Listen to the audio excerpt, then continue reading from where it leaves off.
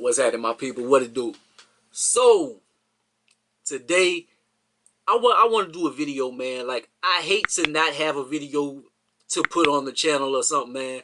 I try to do something like every day whenever possible. Like, I can't always have shoes and stuff every day, and some weekends people don't release albums, etc.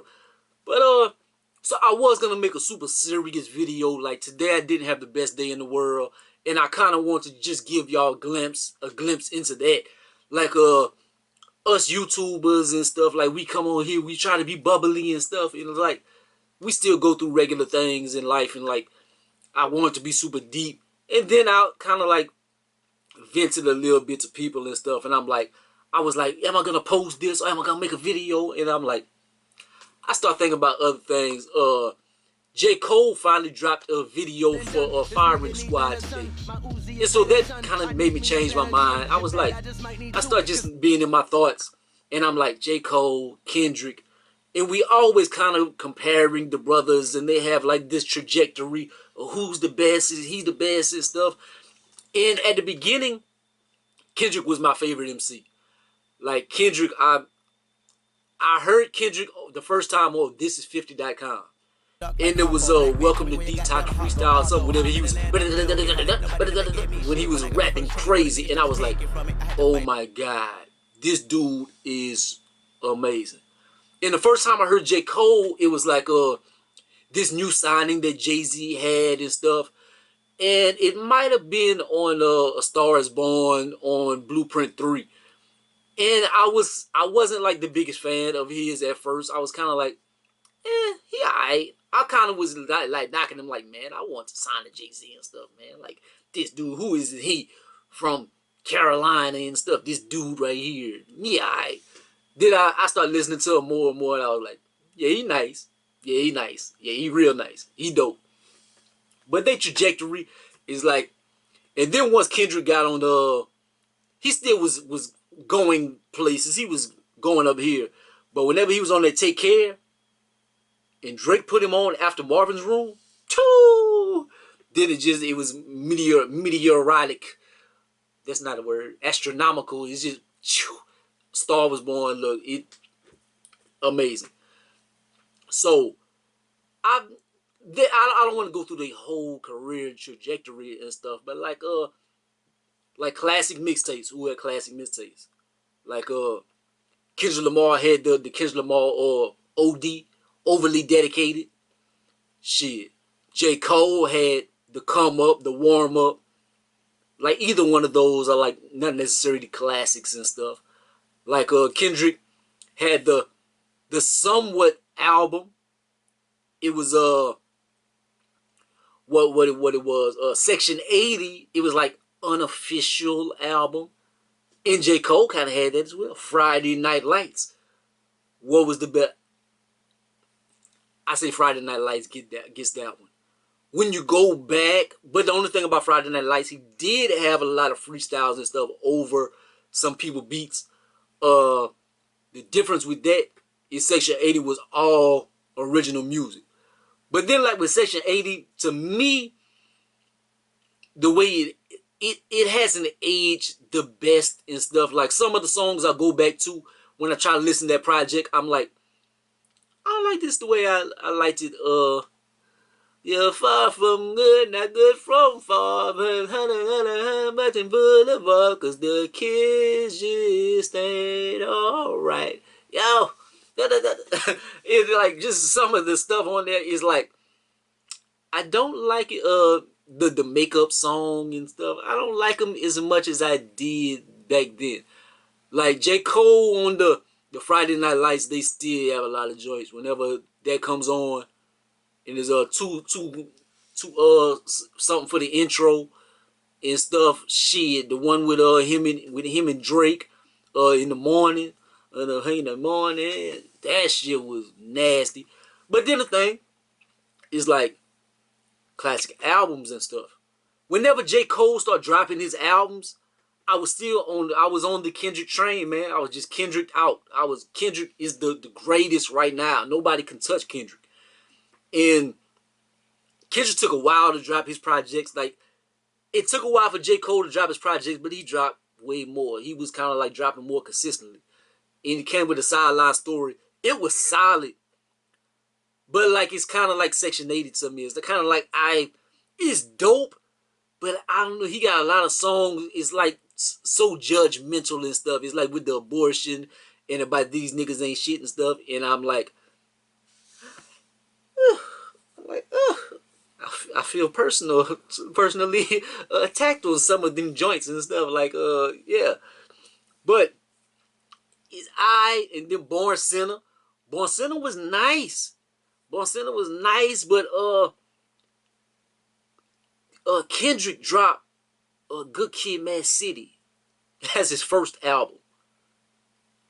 And easily one of the greatest albums in the past 20 years and stuff. Like, I'm not going to say easily because they're Blueprint and Stillmatic and there are a lot of things. All Kanye West albums and stuff. There are a lot of dope projects. But Good Kid, Mad City is definitely a super classic album. So with that as his debut, in Sideline Story and Born Sinner, Good Kid crushes those. Where the tide turned to me, whenever J. Cole dropped 2014 Forest Hills Drive. When he dropped Forest Hills Drive, like something just clicked.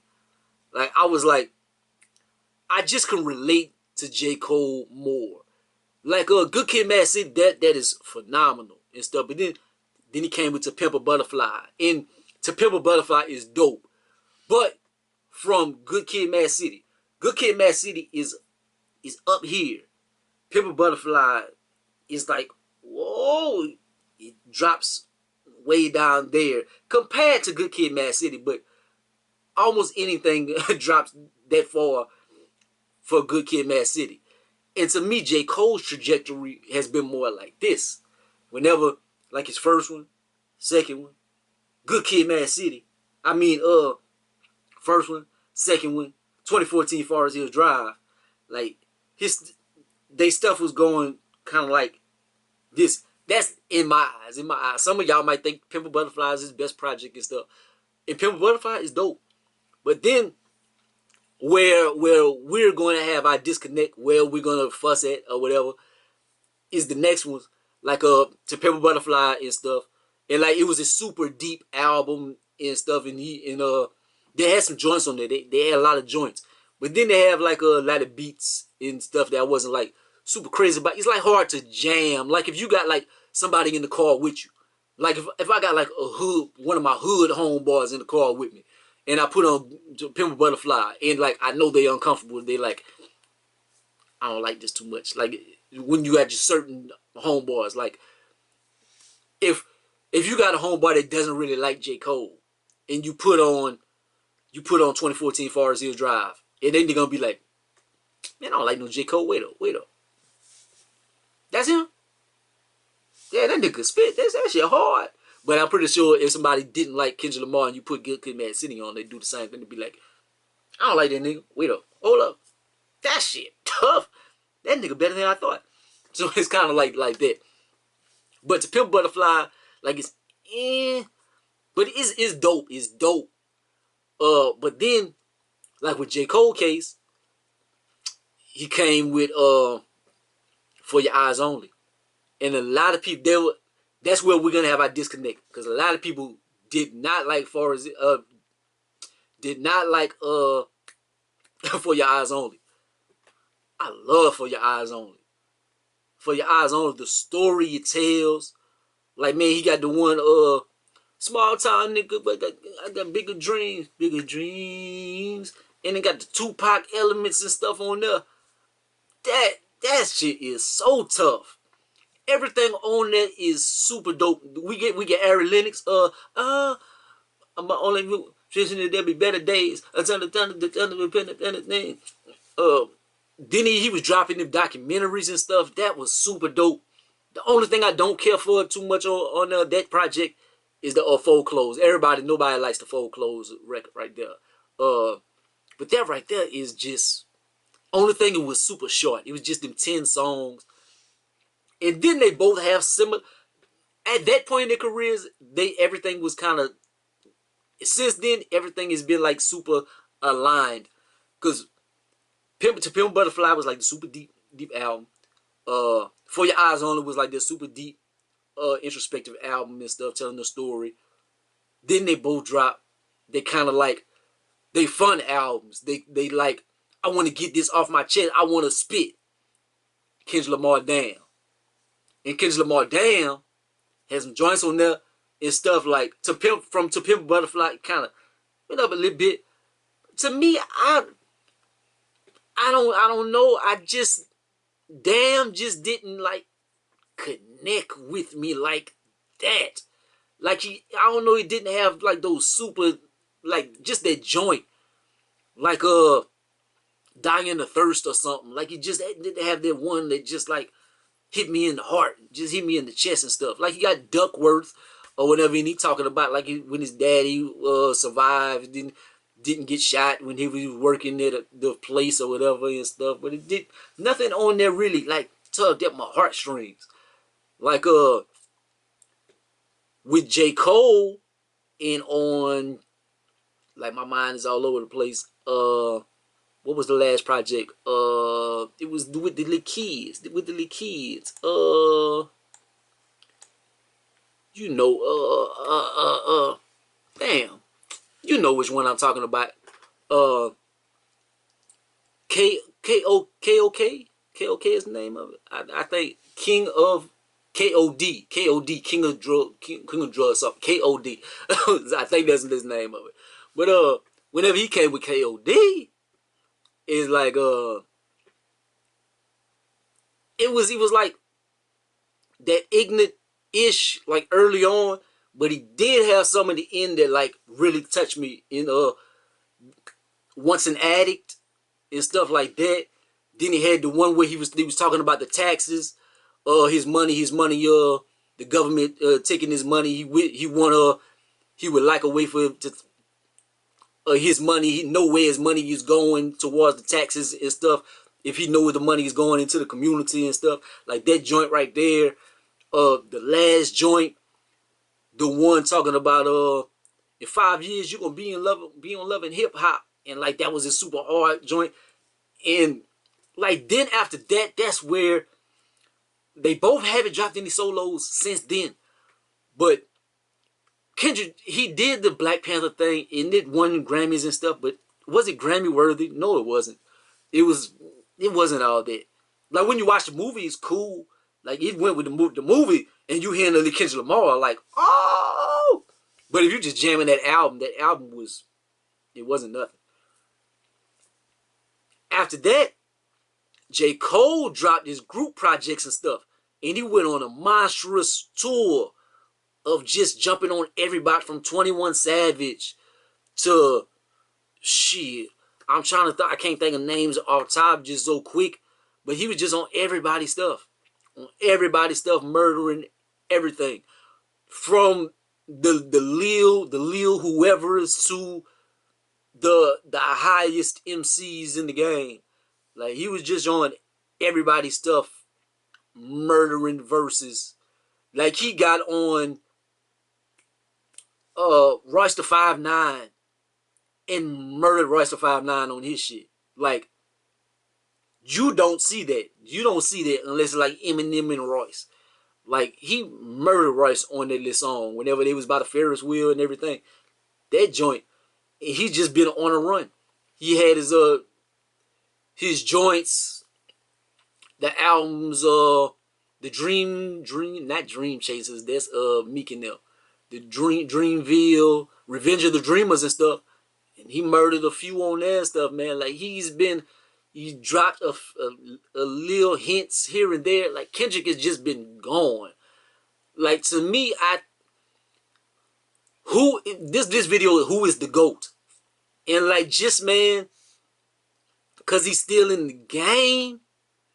He's still in the game and he's still doing it.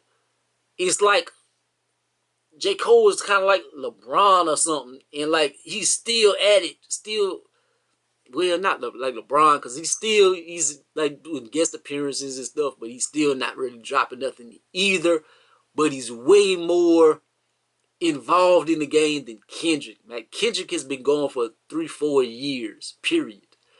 Only thing you heard from him is a phenomenal Busta Rhymes verse. And he killed that. And I'm pretty sure like some obscure verses or something a little bit over the years, but not much. Like J. Cole has dropped a lot of guest verses, man, and killed it. I would, just from a skill level, like Kendrick is stupid skilled. He might be one of the most skilled MCs or whatever. But he's kind of like Roy Jones. Like, he's just so naturally talented. And J. Cole was kind of like Bernard Hopkins. Like, he's just so consistent. His technique is so good and stuff that it's going to last so long. Like, whenever Roy Jones bust his ass the first time, but then whenever they got older, Bernard style still managed. It still allowed him to box till 50 and kick ass. So I don't know. I would lean towards J. Cole just because I can relate to J. Cole more. Like, he's just more relatable on a human level. Kendrick is almost going into that superstar level. Like, his stuff is starting to just go to a different place. It's kind of like almost on an Andre 3000 trajectory, where his skills are such at a high level, but is it like the most relatable stuff in the world? Like, but we're gonna see with their next albums and stuff, man. But for right now, I would give J. Cole the nod as the GOAT right now.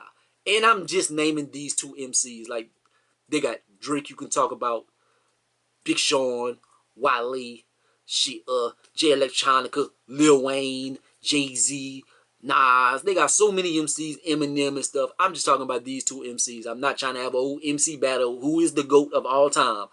I'm just talking about these two MCs. But Drake, though, let's not open that can of worms. But I just want to have a video in just my passion in music and hip hop and stuff, and just share that with y'all, man. Who is the GOAT in y'all eyes, dog? Who is the GOAT? J. Cole or Kendrick? Shit, Freddie Gibbs and them. Shit, they got Griselda. Man, hip hop is in a good place, man. They have a lot of dope MCs, but I need people to drop some more. Like, comment, subscribe. Go be the greatest of the most hated, man. Holla at your boy. This rant right here was better than what I was about to do. A super depressing video. So, thank you for delaying Chance and coming with something more positive. Peace out.